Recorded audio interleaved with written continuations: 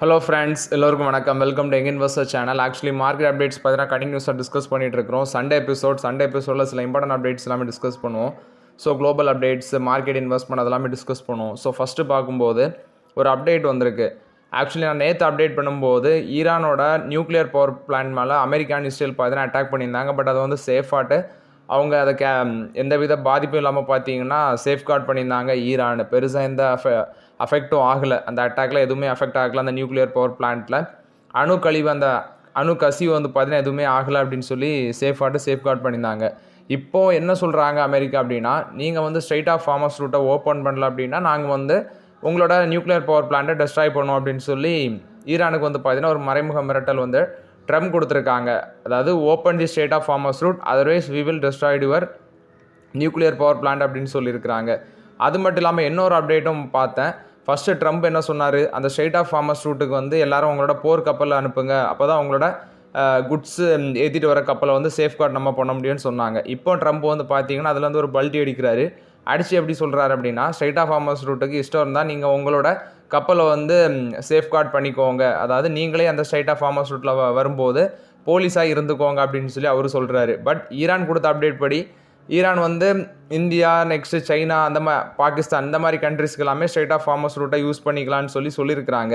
But still பார்த்தீங்கன்னா அந்த root வழியாட்டு இந்தியாவோட எல்லா கப்பலுமே வர முடியல. ஏதோ 2-3 கப்பல் தான் வந்திருக்கு. என்ன கதைன்னா ஸ்ட்ரைட் ஆஃப் ஃபார்மஸ் ரூட்டை வந்து அவங்க ஃபுல்லாக இன்னும் வந்து ஓப்பனே பண்ணலை, அதுதான் உண்மை. ஸோ யூஎஸ் வந்து மிரட்டி பார்த்தாங்க, இப்போ வேலைக்கு ஆகலை. இப்போ ஃபைனலாட்டு நீங்கள் அதை துறக்கட்ட நாங்கள் வந்து உங்களோட நியூக்ளியர் பவர் பிளான்ட்டை அஃபெக்ட் பண்ணுவோன்னு சொல்லியிருக்கிறாங்க. அது இல்லாமல் ட்ரம்ப் இந்த ஸ்ட்ரைட் ஆஃப் ஃபார்மஸ் ரூட்டில் என்ன ஒன்று சொல்லியிருக்காருன்னா, அவர் சொன்னது அந்த ஸ்ட்ரைட் ஆஃப் ஃபார்மஸ் ரூட் விளையாட்டு நீங்களே உங்கள் கப்பலுக்கு போலீஸாக இருந்திருக்குன்னு சொல்லியிருக்காரு. ப்ளஸ் உங்களுக்கு ஏதாவது பாதுகாப்பு தேவை அப்படின்னா எங்கள் கண்ட்ரிகிட்ட கேளுங்க, நாங்கள் வந்து ஹெல்ப் பண்ணுவோம் அப்படின்னு சொல்லி அப்டேட் கொடுத்துருக்காரு. ஸோ ஓவர்லாட் இது வந்து குளோபல் அப்டேட்ஸு. அது இல்லாமல் யுனைடெட் கிங்டம்கிட்ட இவங்க யுனைடெட் ஸ்டேட்ஸ் கேட்டது, உங்களோட மிலிட்ரி பேஸஸை நாங்கள் யூஸ் பண்ணுறோம், அதாவது ஈரான் வந்து அந்த ஸ்ட்ரைட் ஆஃப் ஃபார்மஸ் ரூட் வழியாக வர கப்பலை வந்து அட்டாக் பண்ணுற பட்சத்தில் நாங்கள் பதில் தாக்குதல் உங்களோட யூஎஸ் மிலிட்ரி பேஸை யூஸ் பண்ணி அட்டாக் பண்ணுறதுக்கு. ஃபஸ்ட்டு யூகே வந்து முடியாதுன்னு சொன்னாங்க. கடைசியில் வந்து பார்த்தீங்கன்னா ஒப்புதல் கொடுத்துருக்காங்க, யூகேவோட மிலிட்ரி பேஸை வந்து யூஸ் பண்ணிக்கலாம். ஆனால் அது என்ன கிளியராக மெசேஜ் கொடுத்துருக்காங்க, நாங்கள் அந்த கான்ஃப்ளிக்ட்டில் டைரக்ட் இன்வால்வ்மெண்ட் கிடையாது, நாங்கள் இதில் இன்வால்வ்மெண்ட்டே ஆகலை. அந்த ஸ்ட்ரைட் ஆஃப் ஃபார்மஸ் ரூட் விளையாட்டு வர ஷிப்பை வந்து நீங்கள் டார்கெட் பண்ணி அட்டாக் பண்ணிங்க அப்படிங்கிற பட்சத்தில் யூஎஸ் வந்து எங்களோட மிலிட்ரி பேஸை யூஸ் பண்ணி பதில் அட்டாக் பண்ணுவாங்க அப்படின்னு சொல்லி அப்டேட் கொடுத்துருக்காங்க. நெக்ஸ்ட்டு பார்க்கும்போது அதானி குரூப் ஆஃப் கம்பெனிஸில் வந்து அப்டேட்டு, இவங்க அம்புஜா நெக்ஸ்ட் வந்து ஏசிசி இந்த 2 கம்பெனியை டேக் ஓவர் பண்ணுறதுக்கு சம் லோன் எடுத்திருந்தாங்க. ஸோ இப்போ அதை வந்து ரீஃபைனான்ஸ் பண்ணணும். கிட்டத்தட்ட $3.5 பில்லியன் அளவுக்கு ரீஃபைனான்ஸ் பண்ணணும். $3.5 பில்லியன் அப்படின்னா இன்னைக்குள்ள வேல்யூக்கு ஜாஸ்தி. கிட்டத்தட்ட $3 பில்லியன் இன்னைக்குள்ள கணக்குக்கு $93 வச்சு கணக்கு போட்டால் கூட எவ்வளோ வரும்? $3 பில்லியன் 27,000 கோடி போகும். அடுத்து அதில் ஒரு பாதி 9ல் ஒரு பாதி போட்டிங்கன்னா கிட்டத்தட்ட 32,000 கோடி கிட்ட ரவுண்டாக வந்துடும். ஸோ அந்த ரேஞ்சில் அவங்களுக்கு கடன் அடைக்க வேண்டியிருக்கு. ஸோ இந்த வருஷத்துலேயே பார்த்தீங்கன்னா இதை வந்து ரீபேமெண்ட் பண்ண வேண்டியிருக்கு. ஸோ அதனால் அவங்க செவரல் லெண்டர்ஸ் கிட்ட வந்து பேச்சுவார்த்தையில் இருக்கிறாங்க. இந்தியாவில் செவரல் லெண்டர்ஸ்ட்டை, குறிப்பாக ரிசர்வ் பேங்க் ஆஃப் இந்தியா கீழே வர பேங்க்ஸ்ட்டை வந்து பார்த்தீங்கன்னா டொமஸ்டிக் பேங்க்ஸ்ட்டை வந்து பேச்சுவார்த்தையில் இருக்கிறதாட்ட அப்டேட் கொடுத்துருக்காங்க. பிப்ரவரியிலேருந்தே இந்த டிஸ்கஷனில் இருக்கிறோம்னு சொல்லி அப்டேட் கொடுத்துருக்காங்க. இது வந்து அதானி குரூப் ஆஃப் கம்பெனிஸை பொறுத்த வரைக்கும் அப்டேட்டு. நெக்ஸ்ட்டு சக்தி பம்ப்ஸ், அதை பற்றி கேட்டிருந்தீங்க. ஆக்சுவலி உங்களுக்கு மோஸ்ட்லி ஆர்டர்ஸ் பார்த்தீங்கன்னா மகாராஷ்டிராவில் தான் பயங்கரமாக கிடைக்கும்.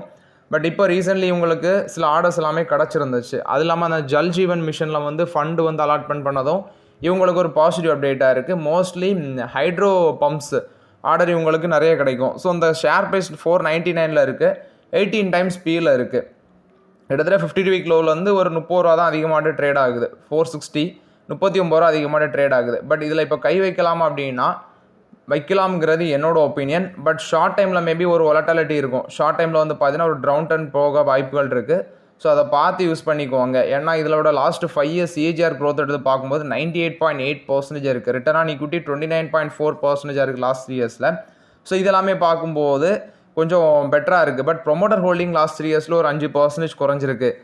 என்ன கேட்டால் ஒரு டவுன் ட்ரெண்ட் வர சான்ஸ் இருக்குது இப்போ மார்க்கெட் இருக்க சுச்சுவேஷனில். நெக்ஸ்ட் இந்த ப்ரெஷர்னால், இப்போ இருக்க சுச்சுவேஷன் ப்ரெஷர்னால் இந்த கம்பெனிஸ்லாம் எவ்வளோ அஃபெக்ட் ஆகிருக்கும் அப்படிங்கிறத வந்து இந்த குவார்ட்டர்லி ரிசல்ட்ஸை பார்த்தா தான் தெரியும். அது வரைக்கும் பொறுமையாக இருந்துட்டு நெக்ஸ்ட்டு ஆப்பர்ச்சுனிட்டி எதிர்பார்க்கலாங்கிறது என்னோட ஒப்பீனியன். ஸோ சடனாக இதில் இப்போதைக்கு கை வைக்காதீங்க.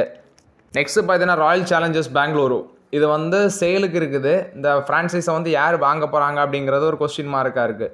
பட் நிறைய பேர் வந்து பார்த்தீங்கன்னா பிட் சப்மிட் பண்ணும்போது $2 பில்லியன் கீழே வந்து பிட் சப்மிட் பண்ணுறாங்க. அந்த ராயல் சேலஞ்சர்ஸை ஒரு $2 பில்லியன் கீழே வாங்கிடலாம் அப்படின்னு சொல்லி அவங்க எதிர்பார்க்குறாங்க. நானும் ஒரு பெங்களூரு ஃபேன் தான். நல்ல ஒரு ப்ரொமோட்டர் கைவசம் போகணும் இந்த ஃப்ரான்சிசி அப்படிங்கிறது என்னோட ஒப்பீனியனாக இருக்குது. அது மட்டும் இல்லாமல் நிறைய பேர் இதை வாங்குறதுக்கு போட்டி போடுறாங்க. லாஸ்ட் டைம் இவங்க சாம்பியன்ஷிப் ட்ராஃபி வின் பண்ணதுனால இவங்களோட வேல்யூ அதிகரிச்சிருக்கு. அதில் மணிபால் ஹாஸ்பிட்டலோட டாக்டர் ரஞ்சன் பாய் இவங்க வாங்க பிளான் போடுறாங்க. யூஎஸ் ப்ரைவேட் ஈக்விட்டி ஃபர்மாக இருக்கிற KKR, நெக்ஸ்ட்டு சிங்கப்பூர் இன்வெஸ்ட்மெண்ட் மேஜராக இருக்கிற அந்த தமாஸ்க்கு, ஷொட்டிஸ் ப்ரைவேட் ஈக்விட்டி ஃபர்மாக இருக்கிற equity, next Wipro based investment ஃபர்மாக இருக்கிற பிரேம்ஜி இன்வெஸ்ட், இவங்க எல்லாமே பார்த்தீங்கன்னா வாங்குறதுக்கு பிளான் போடுறாங்க. அது மட்டும் இல்லாமல் இப்போ புதுசாட்டு பிட்டுக்குள்ளே வந்திருக்கிறது பிர்லா பிளிட்சர். ஆக்சுவலி ஆதித்யா பிர்லா குரூப்போட அமெரிக்கன் ஸ்போர்ட்ஸ் இன்வெஸ்டராக இருக்கிற டேவிட் பிளிட்சர் அவங்க வந்து இதை வாங்குறதுக்கு பேச்சுவார்த்தையில் இருக்கிறாங்க. அது மட்டும் இல்லாமல் ராஜஸ்தான் ராயல்ஸையும் பார்த்தீங்கன்னா கேப்சர் பண்ணுறதுக்கு இவங்க பேச்சுவார்த்தையில் இருக்கிறாங்க. ராஜஸ்தான் ராயல் சேலஞ்சர்ஸ் பெங்களூரு இவங்க 2 பேருமே பார்த்தீங்கன்னா சேலுக்கு இருக்கிறதாட்ட அப்டேட் வந்திருக்குது. ஸோ பொறுத்திருந்து பார்ப்போம் இந்த 2 ஃப்ரான்சிஸையும் யார் கைவசம் போகுது அப்படிங்கிறத. நெக்ஸ்ட்டு நான் நேற்றைய வீடியோவில் அப்டேட் பண்ணியிருந்தேன். இந்த ஜெமாங்குல்டேட் ட்ரக்கு அது வந்து பேட்டன்ட் எக்ஸ்பைரி இந்த வீக்கில் முடியும்னு நினைக்கிறேன். இந்த வீக்காக நெக்ஸ்ட் வீக் முடியும். ஸோ இதனால் வந்து பார்த்தீங்கன்னா நாட்கோ ஃபார்மா, நிறைய ஃபார்மா கம்பெனிஸ், அஜந்தா ஃபார்மா, அடுத்து சில கம்பெனிஸு ஜைடஸ்ஸு, ரெட்டிஸு, சன் ஃபார்மா இவங்க எல்லாமே உள்ளே வந்தாச்சு. கிளன்மார்க் ஃபார்மா இல்லை கதை என்ன அப்படின்னு சொல்லி பார்க்கும்போது எக்ஸிஸ்டிங் இனோவேட்டர்ஸை விட இவங்க 90% டிஸ்கவுண்ட்டில் கொடுக்குறாங்க. டாக்டர் ரெட்டி லேபரேட்டரிஸ் என்ன பிராண்டில் உள்ளே கொண்டு வராங்க அந்த டைப் 2 டயபெட்டிஸ் ட்ரக்குன்னு பார்க்கும்போது ஒபிடா அப்படிங்கிற ஒரு நேமில் கொண்டு வராங்க. ஸோ வீக்லி பேமெண்ட்டுன்னு பார்க்கும்போது இந்த ட்ரக்குக்கு வீக்லி பேமெண்ட் இவங்க மென்ஷன் பண்ணல. $4200 பெர் மந்த் அந்த ரேஞ்சில் வந்து பார்த்தீங்கன்னா இந்த இன்ஜெக்டபிளை வந்து கொண்டு வரதாட்ட அப்டேட் கொடுத்துருக்காங்க இந்த செமாக்யூல்டேட் இன்ஜெக்ஷனை. ஸோ போட்டி ஜாஸ்தியாக இருக்குது. ஏன்னா எல்லாருமே பார்க்கும்போது ப்ரைஸ் கம்மியாக தான் லான்ச் பண்ணுறாங்க. நாட்கோவும் சரி, ரெட்டிஸும் சரி, அந்த செக்மெண்ட் இதை கேப்சர் பண்ணுற எல்லா கம்பெனிஸுமே பார்த்தீங்கன்னா கம்மி ப்ரைஸில் தான் கொண்டு வராங்க. ஸோ போட்டி ஜாஸ்தியாகுது. இதோட மார்க்கெட் சைஸே அவங்க மென்ஷன் பண்ணுறது சில கப்புள் ஆஃப் இயர்ஸில் $1 பில்லியன் அப்படின்னு சொல்கிறாங்க. ஏன்னா இந்தியாவில் 100 மில்லியன் பீப்புள்ஸுக்கு வந்து இந்த டயபெட்டிஸ் இருக்குது. அது போக ஒரு 130 மில்லியன் பீப்புள்ஸுக்கு வந்து டைப் 2 டயபெட்டிஸ் மெலிட்டஸ் ஏதோ இருக்குது அப்படின்னு சொல்லி அப்டேட் கொடுத்துருக்காங்க. ஸோ இதெல்லாமே wait management plus diabetes management இந்த செக்மெண்ட்டில் இந்த கம்பெனிஸ் எல்லாமே பெருசாக ஃபோக்கஸ் பண்ணுறாங்க. ஸோ இது வந்து டாக்டர் ரெட்டி லேபரேட்டரிஸை பொறுத்த வரைக்கும் அப்டேட்டு.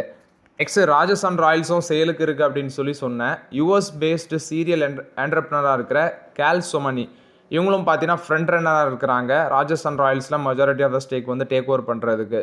ஸோ அந்த சொமானி யாருன்னு பார்க்கும்போது லாஸ்ட் 15 இயர்ஸ் அவங்க வந்து வேரியஸ் கம்பெனிஸ் ஃபவுண்ட் பண்ணியிருக்கிறாங்க. லீடிங் வெஞ்சர்ஸாக இருக்கிற எட்டெக், அடுத்து டேட்டா ப்ரைவசி, அடுத்து ஏஐ கவர்னன்ஸ், ஸ்போர்ட்ஸ் டெக் இதிலெல்லாம் வந்து நிறைய பார்த்தீங்கன்னா ஃபோக்கஸ் பண்ணி பிஸ்னஸ் பண்ணியிருக்கிறாங்க. ஆஃப்டர் தட் வந்து மோட்டார் சிட்டி கோல்ஃப் கிளப் இதில் வந்து அவர் ஓனராக இருக்கிறாரு. அது மட்டும் இல்லாமல் TMRW sports, TGL golf league இதில் எல்லாமே அவர் வந்து ஏர்லி இன்வெஸ்டராக இருக்கிறாரு. ஸோ இப்போ பார்த்தீங்கன்னா நெகோசியேஷன் இன்னும் ஃபைனலைஸ் ஆகலை. கிட்டத்தட்ட 4 பைண்டிங் பிட்ஸ் வந்து சப்மிட் பண்ணியிருக்கிறாங்க. மெஜாரிட்டி ஆஃப் த ஸ்டேக் வந்து ராஜஸ்தான் ராயல்ஸில் டேக் ஓவர் பண்ணுறதுக்கு.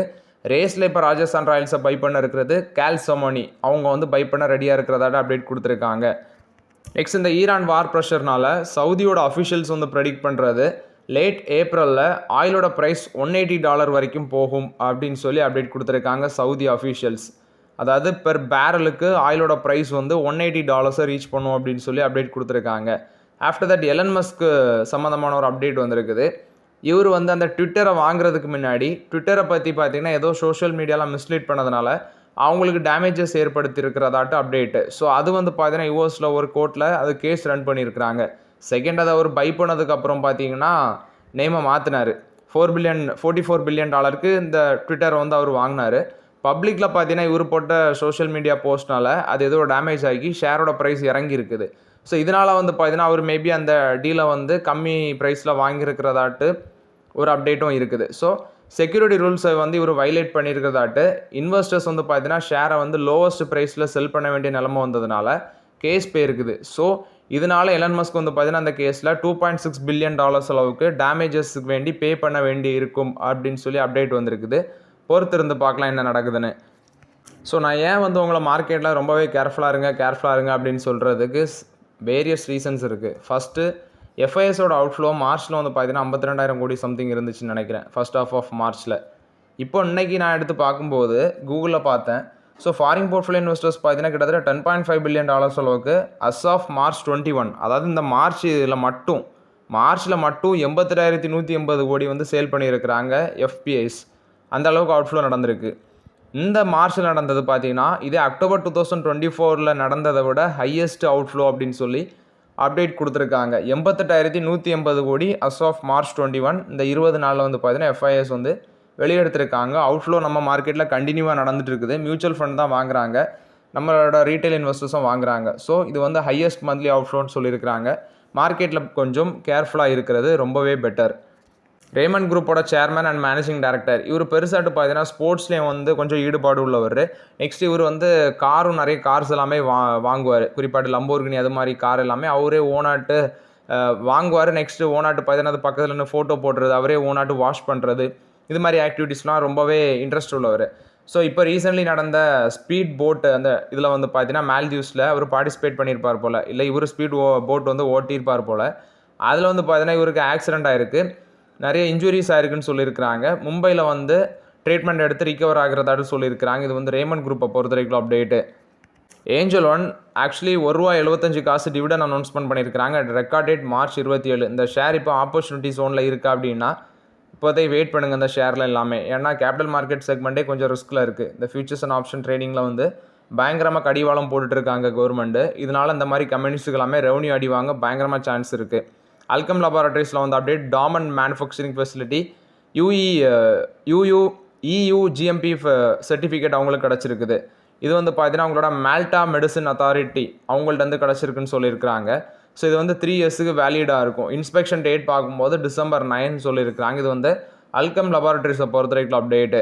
HPCL பார்த்தீங்கன்னா 2 million barrels of West African oil இந்த ஏர்லி மே யூசேஜுக்கு வேண்டி வாங்கியிருக்கிறாங்க. ஸோ அது மட்டும் இல்லாமல் இந்தியன் ஆயில் கார்பரேஷனும் க்ரூட் ஆயில் வந்து வெஸ்ட் ஆஃப்ரிக்காவில் வாங்குறதுக்கு பேச்சுவார்த்தையில் இருக்கிறதாட்டு அப்டேட் கொடுத்துருக்காங்க. 2nd half of April loading பண்ணுவாங்கன்னு சொல்லியிருக்கிறாங்க. இது வந்து HPCL கொடுத்த update. So okay friends, actually இந்த வீடியோவில் சில இம்பார்ட்டன்ட் அப்டேட்ஸ் எல்லாமே டிஸ்கஸ் பண்ணோம். ஸோ இந்த சண்டே எபிசோடில் டிஸ்கஸ் பண்ண இம்பார்ட்டன்ட் அப்டேட்ஸ் எல்லாமே உங்களுக்கு பயனுள்ளதாக இருக்கும்னு நினைக்கிறேன். பயனுள்ளதாக இருந்துச்சுன்னா லைக் பண்ணுங்கள், சப்ஸ்கிரைப் பண்ணுங்கள், கமெண்ட் பண்ணுங்கள். Okay friends, thank you.